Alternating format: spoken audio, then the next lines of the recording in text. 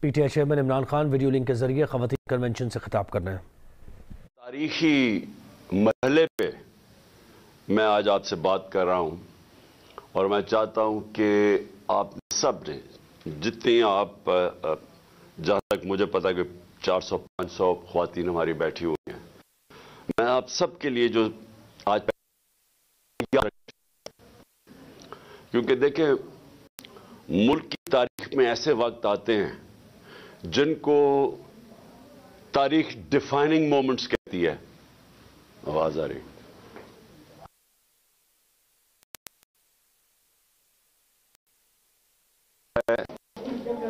کہ وہ فیصلہ کن ٹائم جدھر ایک ملک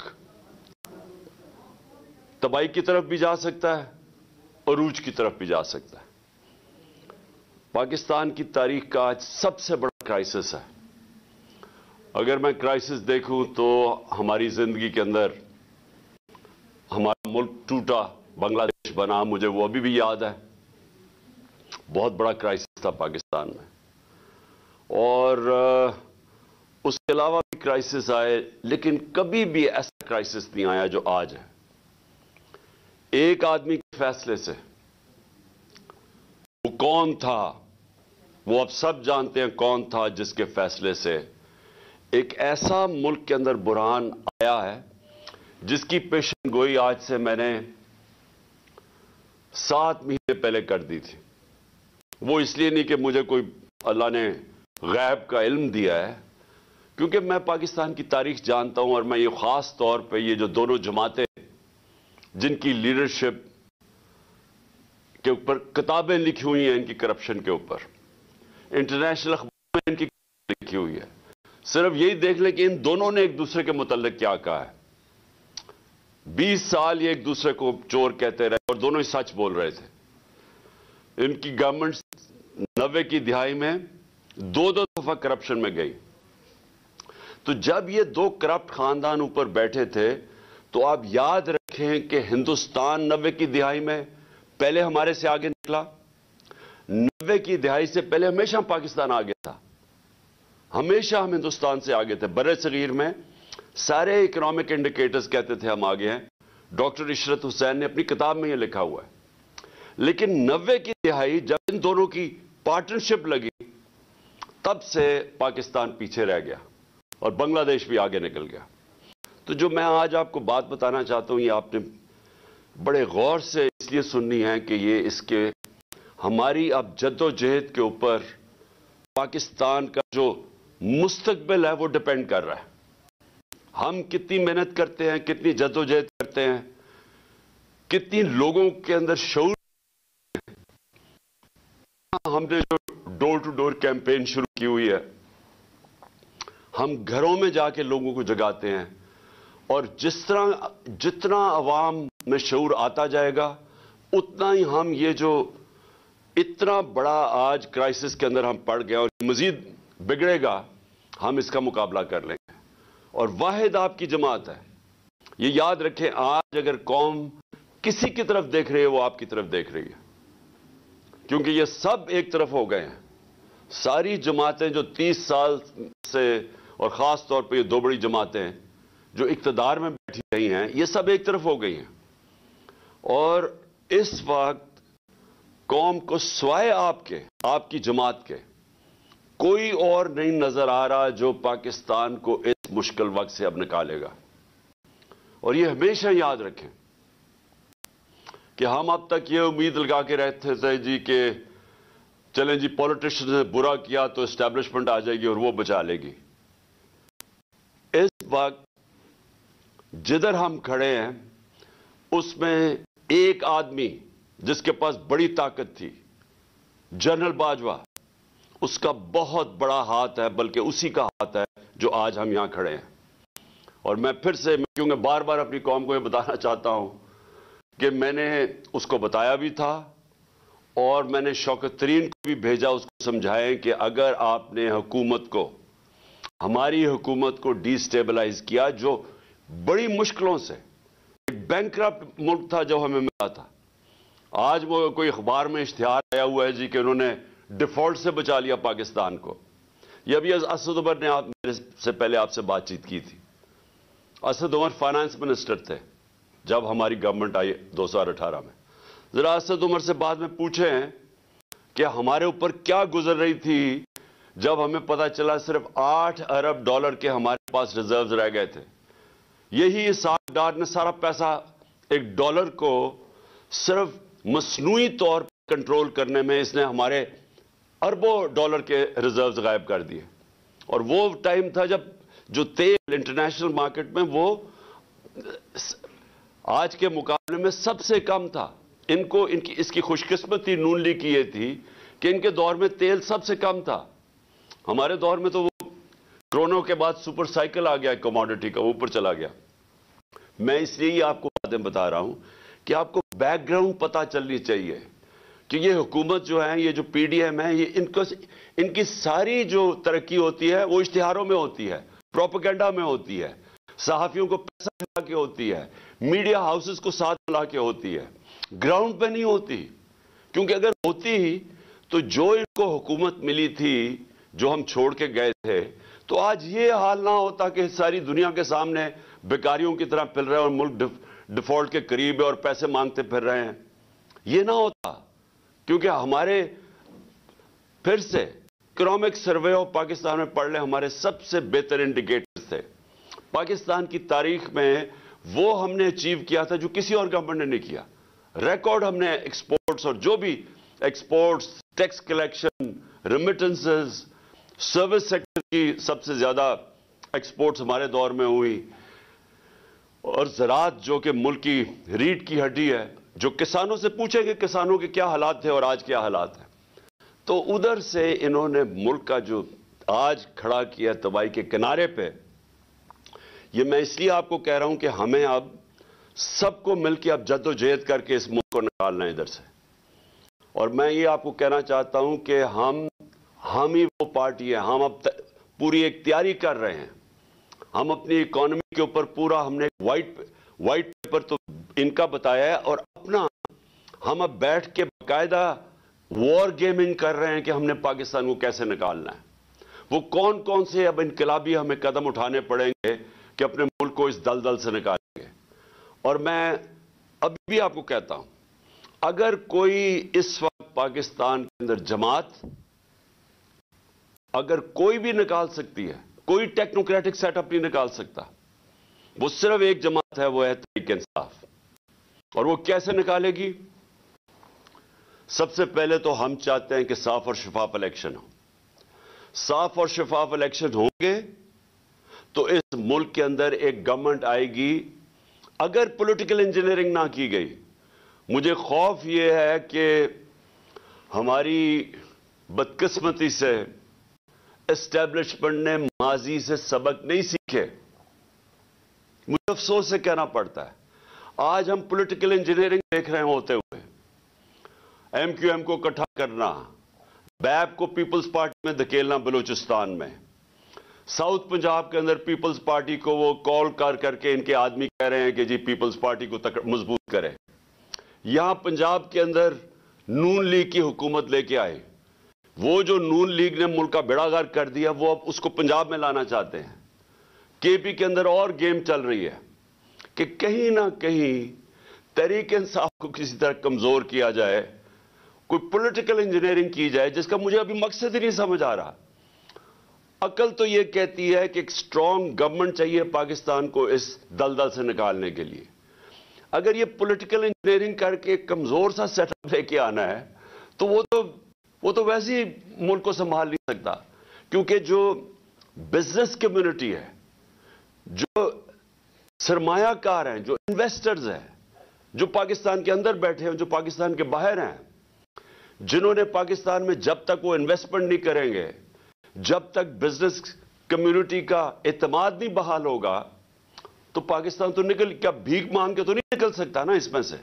और मैं फिर से कह दूं, जिनसे हम भीख मांग रहे हैं, उन्होंने एक बहुत भारी कीमत पाकिस्तान से मांगनी है बेल आउट करने के लिए।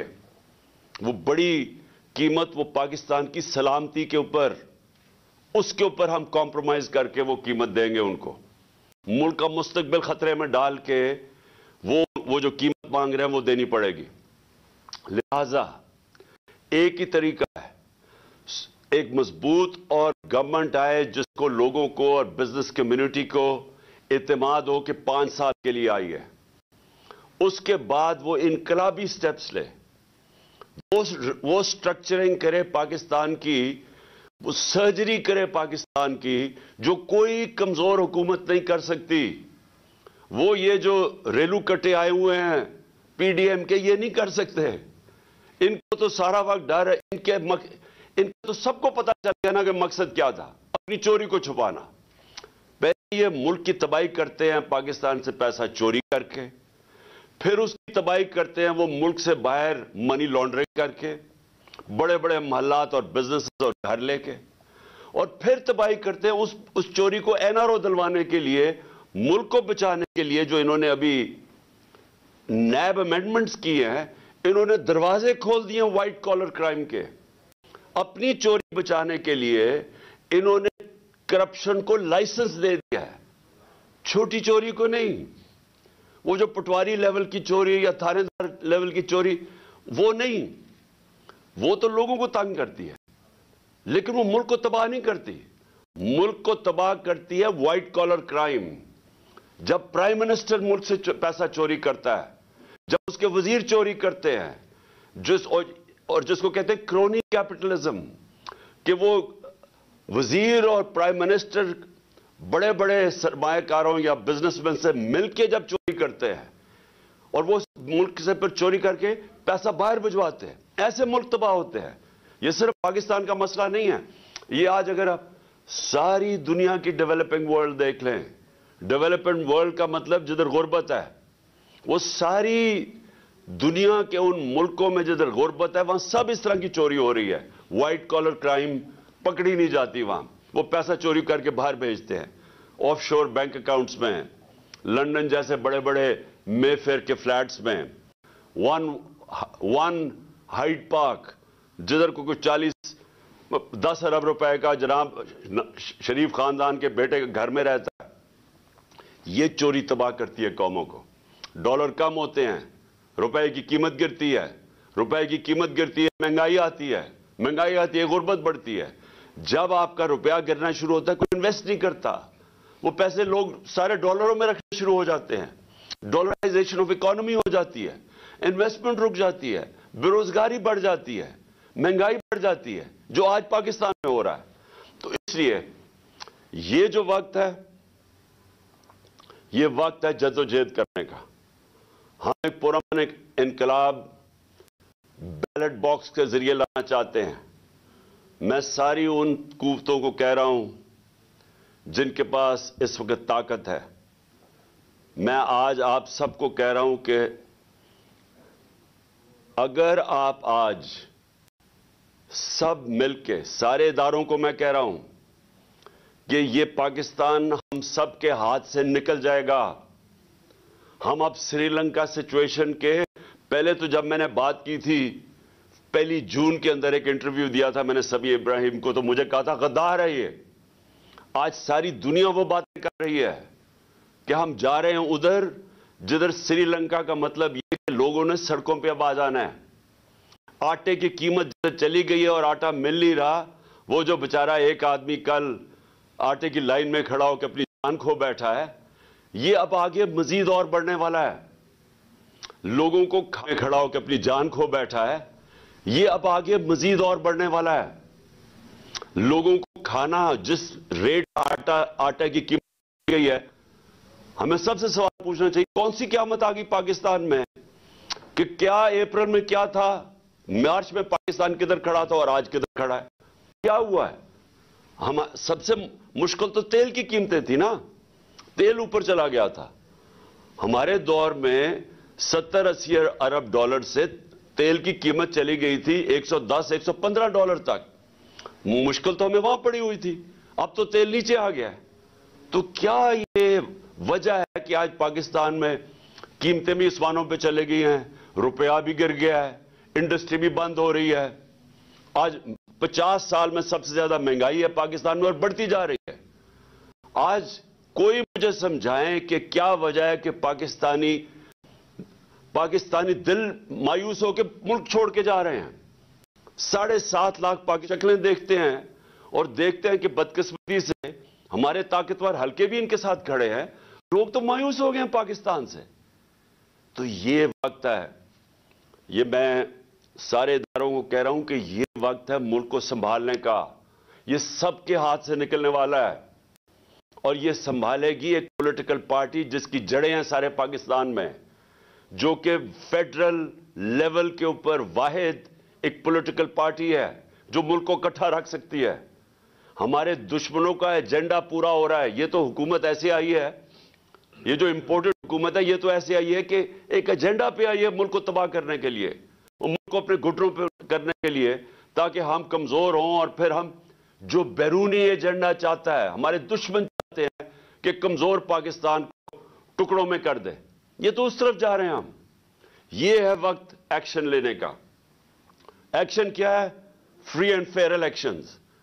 کوئی ہم کسی سے مدد نہیں مانگ رہے, ہم کوئی کسی کی سپورٹ نہیں چاہ رہے, ہم صرف جمہوریت چاہ رہے ہیں اس ملک میں صاف اور شفاف الیکشن کروانے کی. یہ صرف ہماری ڈیمانڈ ہے پاکستان میں, اب نہیں.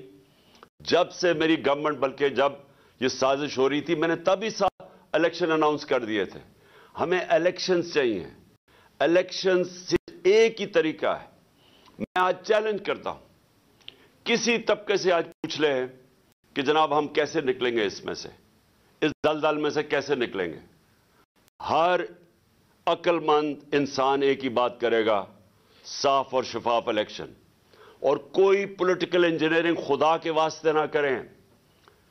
یہ جو ہمارے ملک میں اسٹیبلشمنٹ پولیٹیکل انجینئرنگ کی ہے, پیچھے اٹھا کے دیکھیں کتنا نقصان پہنچا ہے پاکستان کو. شارٹ ٹرم گینز کے لیے لانگ ٹرم ڈیزاسٹر ہوا اس کا. تو میں آخر میں اپنی کراچی کی خواتین کو کہنا چاہتا ہوں کہ آپ کے لیے پالیٹکس نہیں ہے, یہ جہاد ہے. آپ اصل میں ملک کے لیے, اب اپنی قوم کے لیے نکل رہے ہیں. آپ اپنی ذات کے لیے نہیں نکل رہے, عہدوں کے لیے نہیں نکل رہے, وزارتوں کے لیے نہیں نکل رہے. آپ اپنے ملک کو بچانے کے لیے نکل رہے ہیں. ایسے حالات میں نے کبھی پاکستان میں ایسے حالات نہیں دیکھے تھے. صرف جب ہمارا ملک ٹوٹا تھا تو مجھے تب یاد ہے کہ اس طرح کا ہمیں خوف تھا. یہ اس کے بعد اتنا بڑا کرائسس آ چکا ہے, اور یہ جتنی دیر یہ اوپر بیٹھے رہیں گے یہ کرائسس مزید بڑھتا جائے گا. کوئی کسی کے پاس حل نہیں ہے. انہوں نے ہر مہینے پاکستان نیچے گیا ہے. یہ جب سے آئے ہیں اب سے تب سے آپ دیکھ لیں ہر اکنامک انڈیکیٹر نیچے جا رہا ہے. اور یہ سمجھ رہے ہیں کہ اشتہار دے کے شاید نکلائیں. اب وہ اشتہاروں کا بھی وقت چلا گیا ہے. اب سوشل میڈیا آ گیا ہے, سیاسی شعور آ گیا لوگوں میں. ہر چیز, آپ کوئی چیز سٹیٹمنٹ دیتے ہیں, آدھے گھنٹے کے اندر سوشل میڈیا اس کو بے نقاب کر کے رکھ دیتا ہے. تو آپ کے لیے جہاد ہے. یہ ٹائم ہے کہ آپ نے ڈور ٹو ڈور جانا ہے. میں خواتین کو خاص طور پہ کہہ رہا ہوں کیونکہ اس وقت میں نے دیکھا ہے کہ جو ہمارا بائی الیکشن ہوا ہے اس میں ہم اس کے باوجود بائی الیکشنز میں کہ ساری پارٹیز ایک ٹکٹ پہ لڑی, الیکشن کمیشن نے اتنی بے شرمی سے ان کی مدد کی, اسٹیبلشمنٹ ان کے ساتھ کھڑی ہوئی, اور صرف ہم کیسے جیتے کہ پاکستانی قوم نکلائی ووٹ ڈالنے کے لیے. انہوں نے ہمارے ووٹس بھی باہر پھینکے, جو حلقوں سے کوشش کی کہ ہمارے ووٹس باہر پھینک دیں, فیملیز کے ووٹ توڑے, سب کچھ کیا انہوں نے. لیکن جو ہم نے آخر میں اسیس کیا, کبھی اس طرح خواتین نہیں نکلی تھی ووٹ ڈالنے میں جو اس باری نکلی ہیں. اور میں اصل میں کہوں گا کہ ہمیں خواتین کی ووٹ نے اصل میں ہمیں یہ سارے جو 75% بائی الیکشن ہم جیتے ہیں انہوں نے ہمیں جتائے ہیں. اس لیے آپ کے اوپر بڑی ذمہ داری ہے. آپ کا ملک ہے, آپ کی فیملیز ہیں, آپ کا مستقبل ہے. آپ نے اب مل کے ہمارے ساتھ اس ملک کی خواتین اور مردوں نے اور بچوں نے اور سٹوڈنٹس نے اور نوجوانوں نے مل کے اب انشاءاللہ پاکستان کو اس بحران سے نکالنا ہے. پاکستان زندہ باد. کراچی میں خواتین کنونشن سے P T I chairman Imran Khan video link کے ذریعے خطاب کر رہے تھے.